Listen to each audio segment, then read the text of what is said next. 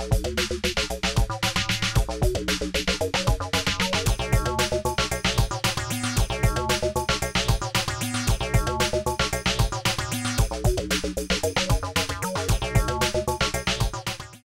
would some of the biggest names in tech be turning to someone who's never been a CIO and never even worked in IT as an IT strategist? And could the answer to that question provide a clue to the skills and outlook that IT leaders will need in the near future? I'm Charles Araujo, and this is the TransformIT Show, presented by the Intel IT Center. A little while ago, I sat down with Brian Vellmure, principal of a firm called Innovantage. He writes and speaks on the subject of digital marketing, customer service, and increasingly on the future of IT. And some very big names are paying attention to what he has to say. But even more instructive than what he's saying, although that's important, it may be why people are paying attention that is a lesson for us. If you're watching this episode at airtime, don't forget to participate in our live Twitter chat. Use hashtag ITChat to join in. And if you're not, make sure you tune in live next time to participate in the conversation. Okay, let's get to it with a visit with the non-IT IT strategist.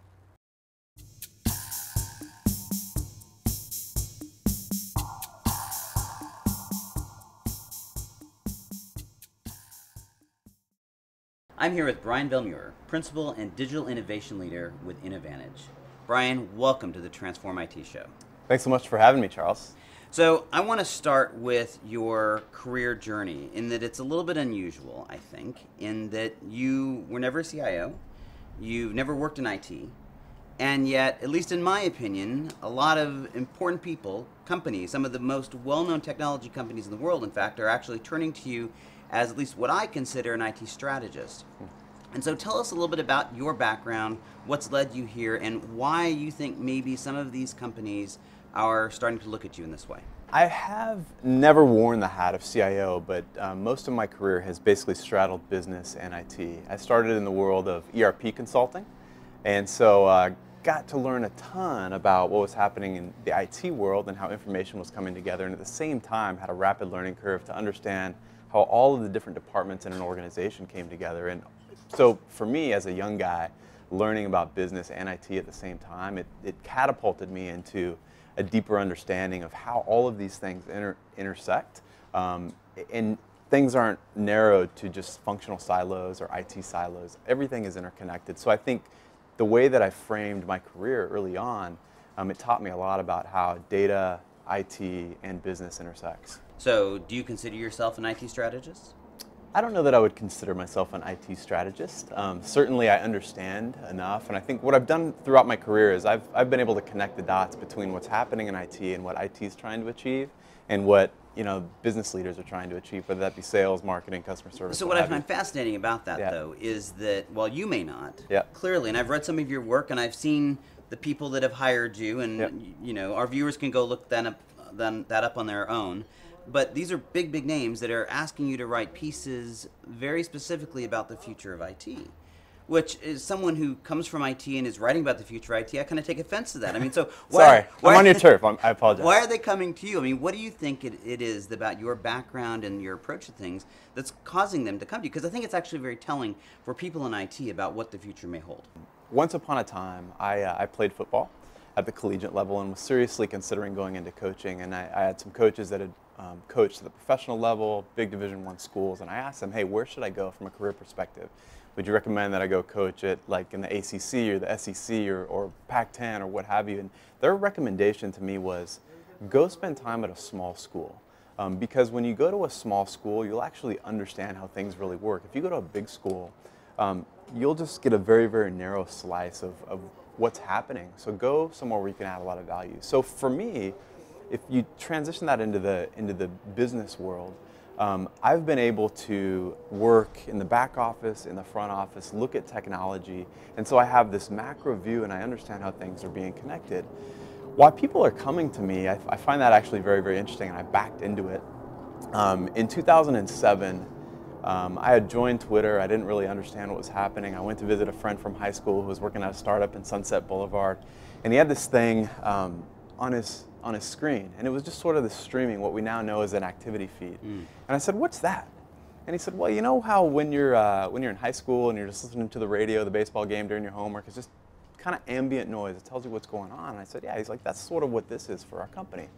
That ended up being the early days of Yammer. And it was at that moment where something clicked inside of me, and it took me seeing an early version of Yammer to understand the future of what Twitter might be. Right. And I really was just curious.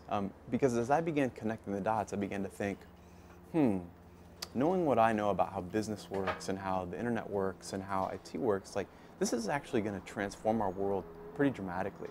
So since then, for the last 6 or 7 years, I've actually just been trying to explore and learn as much as I can, been speaking and writing, and out of that, something I'm saying is it's resonating with somebody to the point where they're saying, hey, we'd like to learn more and we'd like to collaborate with you on this. And I think it is that intersection, and I think probably more than anything, you're tapping into this evolution of business, which I know you're writing a bit about now. So we'll get to that in a second, but before we go there, your background up to this point, or really what kind of the journey that led you here, was all in the sales and marketing space. Yeah. And one of the things in my book is I talk about the need for IT professionals to start understanding these skills, to become better marketers, to become better communicators. So I'm curious how you see that playing out, and what advice you might have to folks about how they can take some of those skills and bring them into the world of IT. Yeah, we're in a fascinating time, and I think we're coming from a construct where people, divisions, organizations have very clearly defined roles, and I think that's morphing pretty dramatically as we change. So something that came to mind while you were saying that is, in the early days of ACT software, right, one of the first pioneering contact management software, huge ACT user, right? It was actually called Yes when it started, before it actually went to market. Yeah, and that stood for Yes, Everybody Sells.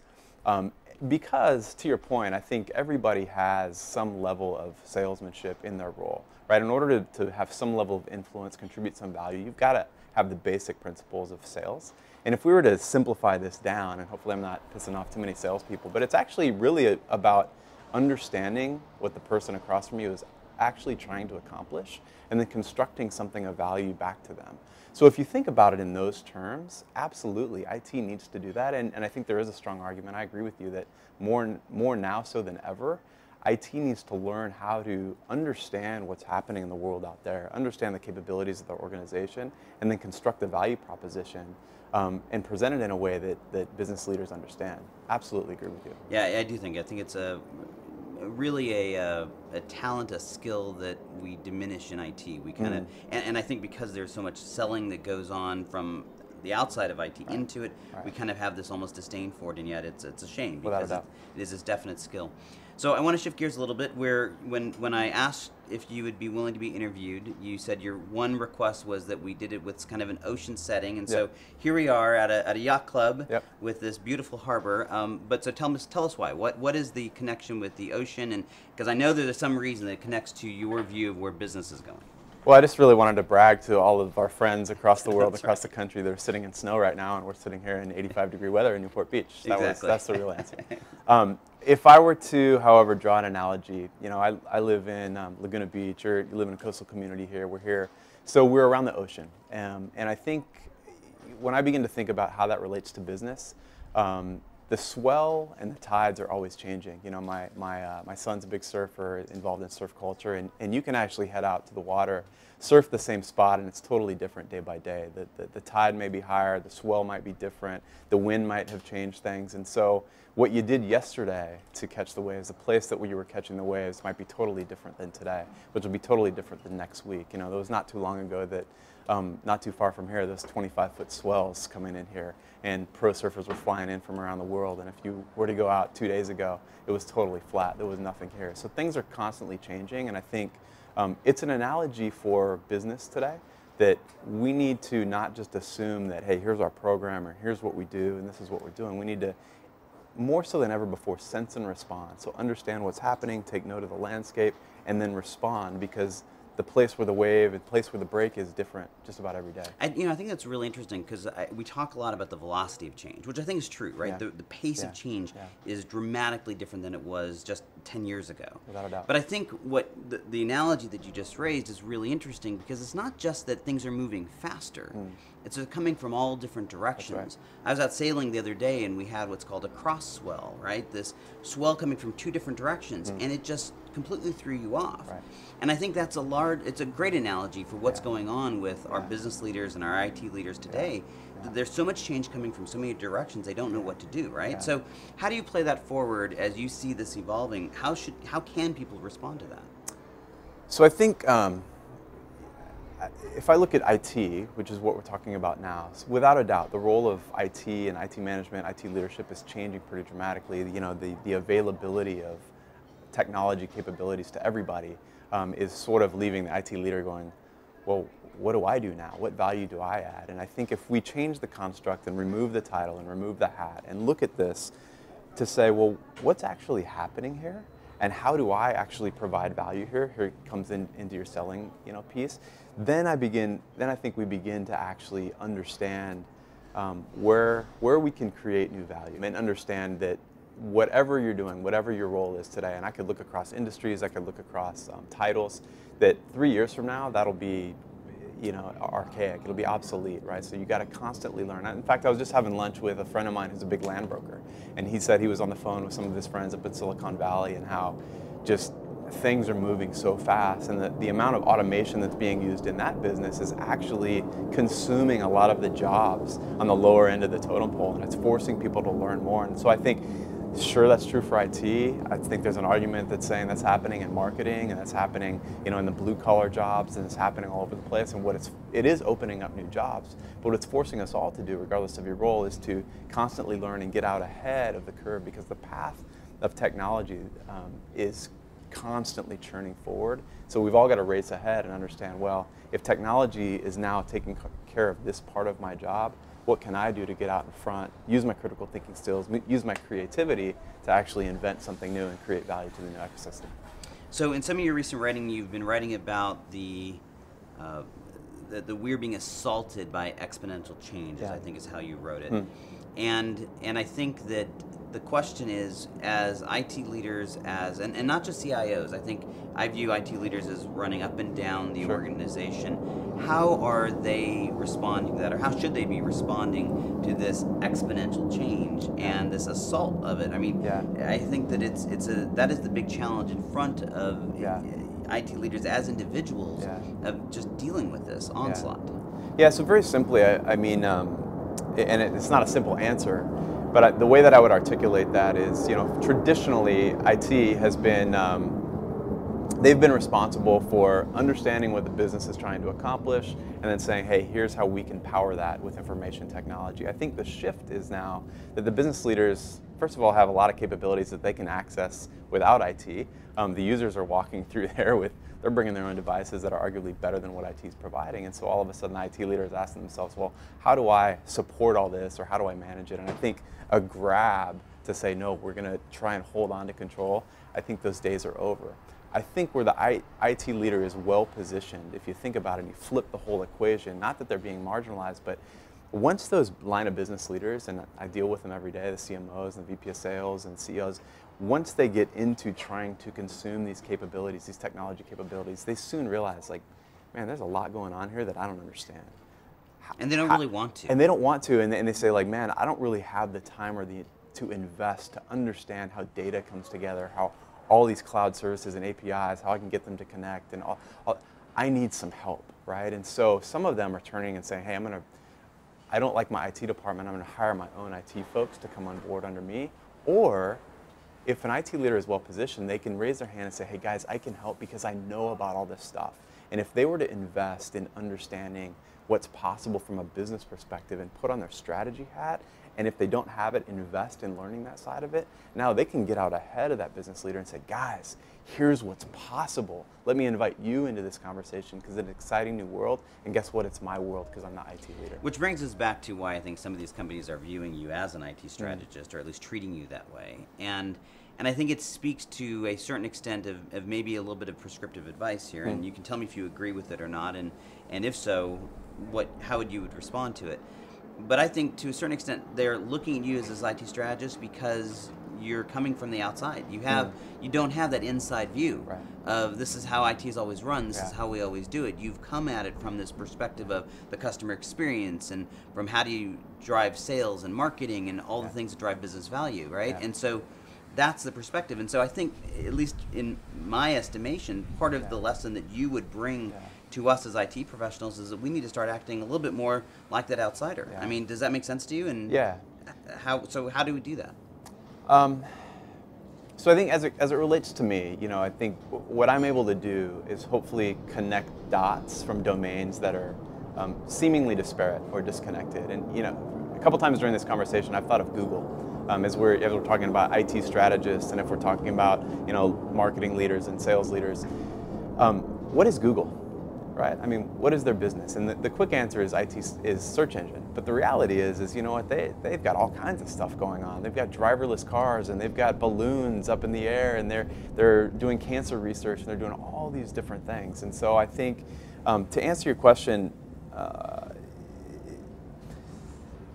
you need to reframe the way that you're looking at things. You need to drop the boundaries and constantly reframe, because as things are moving so fast, you need to understand, hey, how does this relate to what this constituency is trying to get done, right? Very tangibly, my CEO certainly has an agenda. How can I help his agenda? My organization has a certain agenda. How can I help his agenda? Our industry has an agenda, right? And I know that all these different people have an agenda. So those that will be most successful, I believe, are the ones that are able to understand what each of those folks are trying to accomplish, take the capabilities that exist in the marketplace and begin to construct new value propositions and say, guys, here's what we can do.